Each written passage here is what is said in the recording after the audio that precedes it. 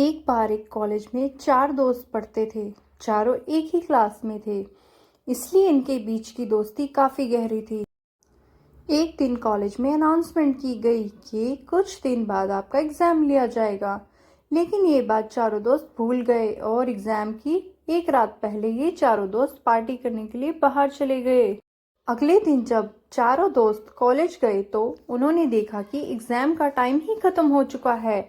तब इन चारों दोस्तों ने एक प्लान बनाया और कार का ऑयल अपने कपड़ों पर लगाया और अपने प्रिंसिपल के केबिन में जाकर प्रिंसिपल से कहा कि हमारी कार का टायर पंचर हो गया था, इसलिए हम एग्जाम नहीं दे पाए।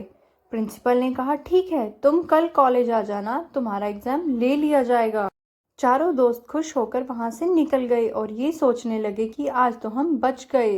इन चारों दोस्तों ने रात भर पढ़ाई की और जब अगले दिन एग्जाम देने गए तब इनसे कहा गया कि तुम चारों का एग्जाम अलग अलग क्लास में लिया जाएगा। चारों दोस्त अलग अलग क्लास में जाकर बैठ गए, लेकिन जब इनके हाथ में क्वेश्चन पेपर आया तब इनकी आंखें खुली की खुली रह गई, क्योंकि क्वेश्चन पेपर में सिर्फ एक सवाल लिखा था कि कार का कौन सा टायर पंक्चर हुआ था।